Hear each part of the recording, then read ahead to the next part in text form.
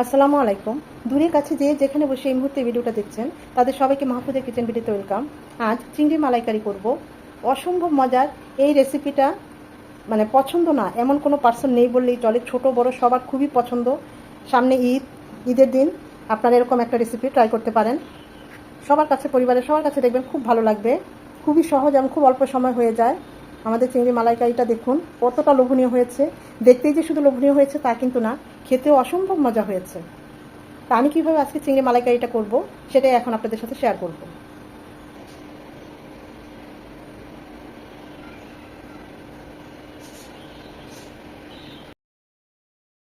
অনেক বড় বড় চিংড়ি কিনে এনেছি, অনেক চিংড়ি, প্রায় 2 কেজির মতো। দেখেন কত বড় বড় চিংড়ি। এই সব কিছু দিয়ে একটা একটা করে আপনাদের রেসিপি করে দেখাবো। একদম তরতাজা চিংড়ি মাছগুলো, বেশ বড় বড়। বাচ্চারা তো অনেক খুশি এত বড় বড় চিংড়ি দেখে, আর এত চিংড়ি দেখে। একটু কমেই পেলাম, তাই পুরোপুরি 2 কেজি নিয়ে আসলাম। দেখেন প্রতিটা চিংড়ি একই সাইজের, আবার একদম তাজা। এগুলো খুব ভালোভাবে এখন কেটে ধুয়ে নেব।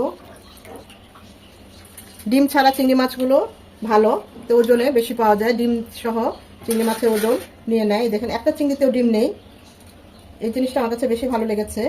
আবার যেগুলো পা অনেক মোটা মোটা ওগুলো কম কিনবেন, কারণ পাতে ওজন নিয়ে নেয় চিংড়ি মাছের। তাই এরকম পাতলা পা, মানে চিকন পায়ের চিংড়িগুলো ভালো, এতে ওজনে বেশি আসে।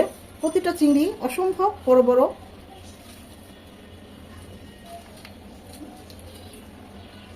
এখন সুন্দরভাবে চিংড়িগুলোকে কেটে ধুয়ে পরিষ্কার করে নেব। যেগুলো তো অসাবধানতাবশত মগজগুলো একটু বের হয়ে গিয়েছে, ওগুলো একপাশে রাখছি, এখনই ফ্রাই করে দিব।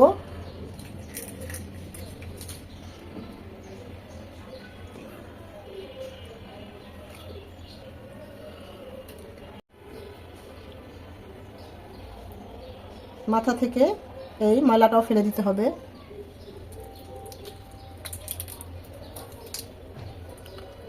আমি পুরোপুরি ছিলছি না, লেজের পাশের অংশটুকু রেখে দিচ্ছি ধরার জন্য বা দেখার সৌন্দর্যের জন্য।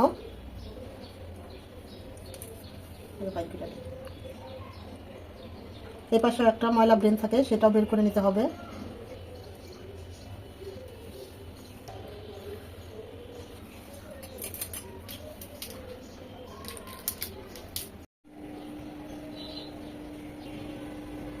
চিংড়ি মাছের মালাইকারি করব, সেই জন্য দেখেন কত বড় বড় সাইজের কতগুলো চিংড়ি নিয়েছি। একদম দেশি গলদা চিংড়ি। চিংড়ি মাছগুলোকে খুব ভালোভাবে ধুয়ে পরিষ্কার করে নিয়েছি আমি। এই অংশটাও কাঁচি দিয়ে কেটে ভিতরে যে একটা ছোট্ট কালো একটু রগের মতো থাকে আর কি, ময়লা থাকে, সেগুলো সবগুলো থেকে পরিষ্কার করে নিয়েছি প্রত্যেকটা। আর এই কাজটা কাঁচি দিয়ে করবেন, এটা কাঁচি দিয়ে করলে খুবই সুবিধা হয়, যাতে মশলা তেল সব কিছু খুব ভালোভাবে ঢোকে। দেখার সৌন্দর্যের জন্য আমি এর খোসাটা ছাড়ালাম না। এর আগে মালাইকারি করেছি খোসা ছাড়িয়ে, আজকে খোসা সহই করব, তবে খুব ভালোভাবে নিট অ্যান্ড ক্লিন করে, এবং ভিতরের যত মাথার এই ভিতরের ময়লা, তারপরে যে ভিতরের এগুলো সব ভালোভাবে পরিষ্কার করে পানিটা ছড়িয়ে নিয়েছি। লাগছে নারকেল দুধ। আমি 2 কাপ ঘন দুধ নিয়েছি, আর 1 কাপ পাতলা দুধ। একটা বড় নারকেলকে ঈষৎ উষ্ণ পানিতে ব্লেন্ড করে যে দুধটা পাওয়া যায় সেটা হচ্ছে ঘন দুধ। সেই দুধটা ছেঁকে রেখে আবার সেই নারকেল কোড়াটাকে আরেকবার পানি দিয়ে ব্লেন্ড করলে যে দুধটা পাওয়া যাবে সেটা হচ্ছে নারকেলের পাতলা দুধ। আমি তো ওভাবে করে নিয়েছি। এখনই চিংড়ি মাছগুলোকে উঁচু করে 1 চামচ লবণ, যেহেতু আমার মাছ বেশি আমি ওই অনুযায়ী 1 চামচ হলুদ গুঁড়ো দিলাম। মাছ কম হলে কিন্তু হলুদ গুঁড়োটা কম দিবেন, তা না হলে হলুদের গন্ধ করবে। জাস্ট কালারের জন্য মাছগুলো একটু হালকা করে ভাজবো, কালারটা সুন্দর আসবে। আমি 2 চামচ সর্ষের তেলও দিলাম সাথে। এখন হাত দিয়ে আলতোভাবে চিংড়ি মাছগুলোকে লবণ হলুদের সাথে আর তেলের সাথে মাখিয়ে নেব। 10 মিনিট রেখে দিলে খুব ভালো হয়, আর তা না হলে সরাসরি ভেজে নিলেও হবে। তবে অন্যান্য কাজ করতে করতে 2-3 মিনিট এমনিই হয়ে যায় রেস্ট। দেখেন মাছগুলো কত বড় এবং তরতাজা, প্রতিটা মাছ একদম তাজা।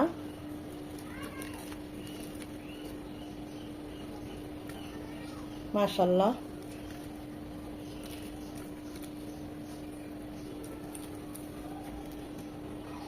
আমরা এখন চুলায় চলে যাব। চিংড়ি মাছগুলো ভাজার জন্য প্যানে দিয়ে দিচ্ছি সরিষার তেল।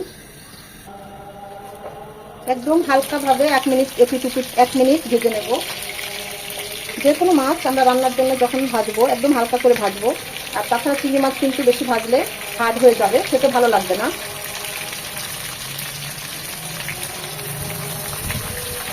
বাকিগুলো পরে বেঁচে দেবো।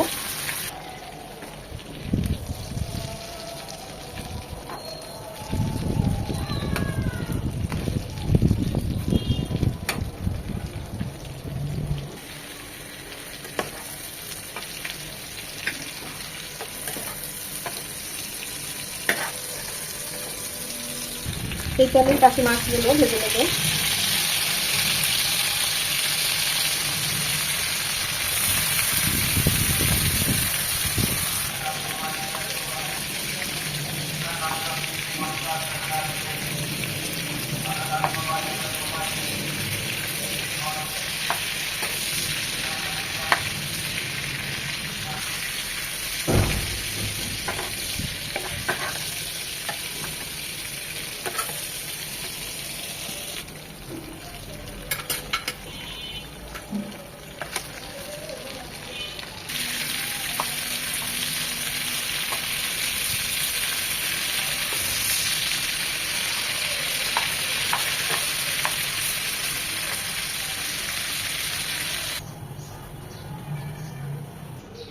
রান্নার জন্য প্যানে দিয়ে দিচ্ছি সরিষার তেল 4 চামচের মতো।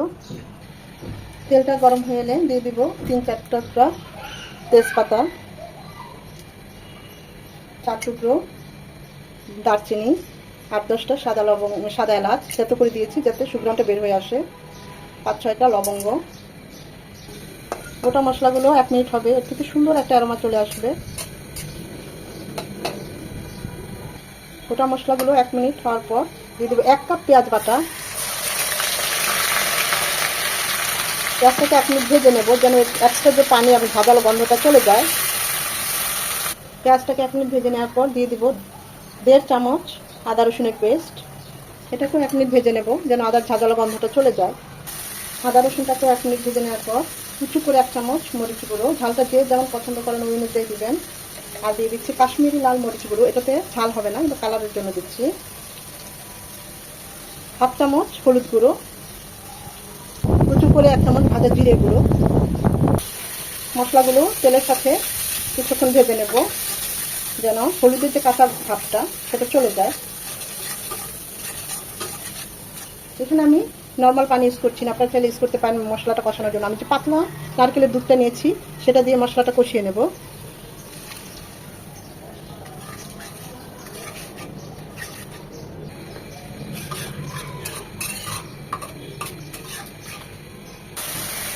সময় নিয়ে ধৈর্য নিয়ে মশলাটা খুব ভালোভাবে কষিয়ে নিতে হবে।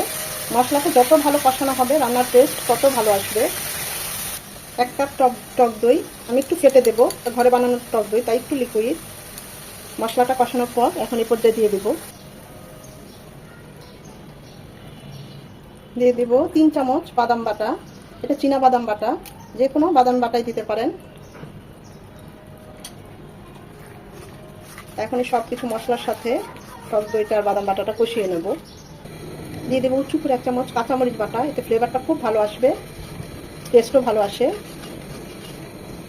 1 টেবিল চামচ টমেটো সস, 1 চামচ টমেটো সস দিলাম। আমার মোবাইলটা অফ হয়ে গিয়েছিল, বুঝতে পারছি না উঠলো কিনা, এইমাত্রই দিলাম, মোবাইলটা প্রায় অফ হয়ে যায়।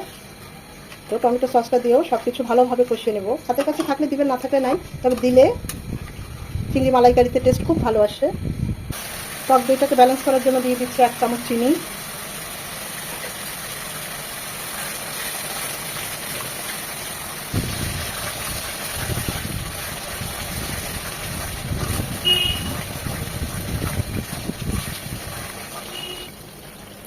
সব কিছু ভালোভাবে কষিয়ে নিয়ে এখন দিয়ে দিব চিংড়ি মাছগুলো।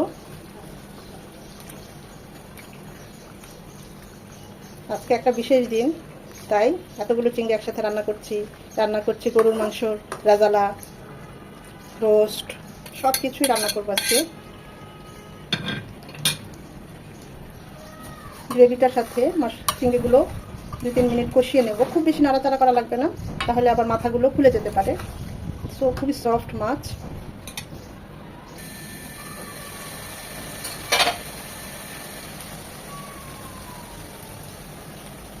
দু মিনিট চিংড়ি মাছগুলো কষিয়ে নেওয়ার পর এখন দিয়ে দেবো সে নারকেলের দুধ, ঘন দুধ 2 কাপ।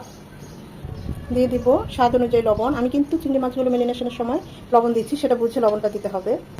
পাকা কাঁচামরিচ মাঝখানে মাথাটা ভেঙে দিয়েছি, এতে করে কাঁচামরিচের ফ্লেভারটা বের হয়ে আসবে, ঝাল হবে না।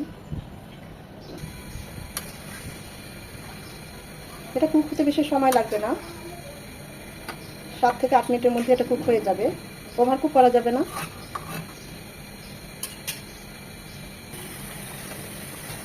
মাঝে অবশ্যই আরো 2 থেকে 3 বার নেড়ে দিতে হবে। 3-4 মিনিট পর এখন দিয়ে দিব 1 চামচ উঁচু করে শাহি গরম মশলা গুঁড়ো। এটা অবশ্যই দিবেন, এতে করে চিংড়ি মাছের মালাইকারি ফ্লেভার একদম দ্বিগুণ বেড়ে যাবে।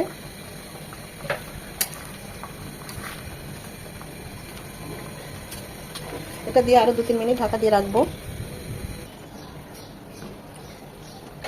মাছে অবশ্য আমি বেশ কয়েকবার নেড়ে দিয়েছি। থেকে মাশাআল্লাহ এত সুন্দর একটা গ্রান বের হয়েছে না।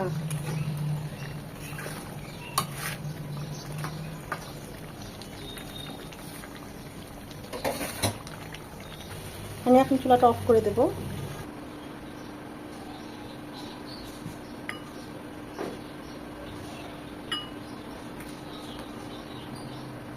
এই ঈদ উপলক্ষে এরকম একটা মালাইকারি করে নিতে পারেন ঈদের দিন, সবাই প্রশংসা করবে, দেখবেন সবার কাছে খুব ভালো লাগবে।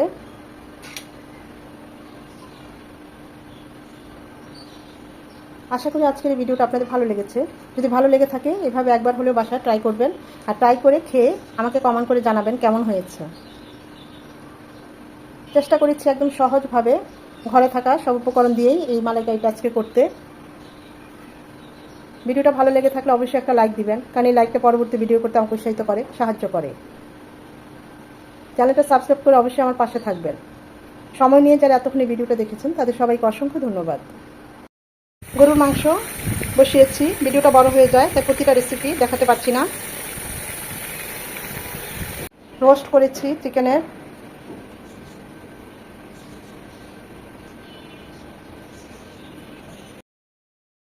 আজকে একটা বিশেষ অনুষ্ঠান বাসায়, গরুর মাংসটা হয়ে গিয়েছে, তখন হয় নাই, চুলায় ছিল।